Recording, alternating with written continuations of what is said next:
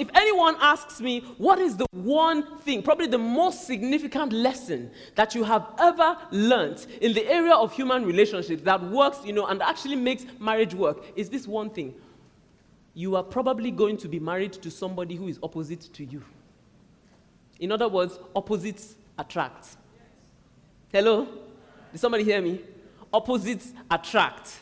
And the way you deal with that will make a big difference between whether you succeed or you fail at that marriage. And that's why I said we need to change our minds about the way we see the differences between ourselves and our spouse. So the perspective that you hold of the differences between you and your spouse will determine your ability to live together either in harmony or acrimony. It will determine how exactly you live with your spouse. Acrimony has to do with bitterness, ill feeling, and unfortunately that's where many homes are. The two of you are living together in the home, but there is bitterness, there is acrimony. Christians have perfected the art of civilized malice. Somebody know what I'm talking about? Civilized, because we know we're Christians, and we know that God expects us to forgive and to walk in love. So civilized malice is, good morning, good morning. Your food is on the table, okay. You're not talking, you're in the same home, same house, nothing beyond the absolute basic. You both know something is wrong somewhere. Who is fooling who? Who is fooling who? God is not convinced. Praise God.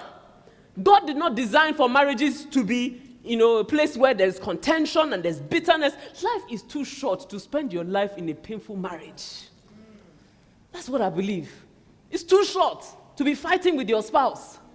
There is so much in this world to accomplish. How many years do you have? 70, 80, 90, maybe by reason of strength, by God's grace, 100 years.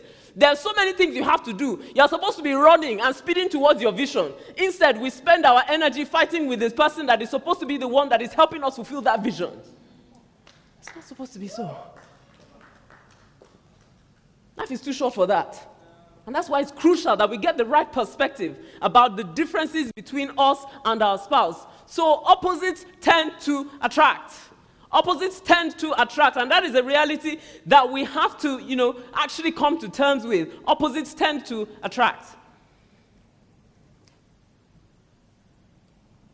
Tell your neighbor for me, opposites attract.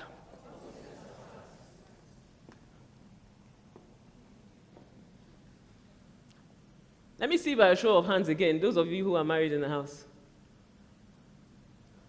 Thank you. Have you found this to be true? I can see so. If you're sitting next to your spouse, maybe you don't want to say too much. So you keep a straight face, amen.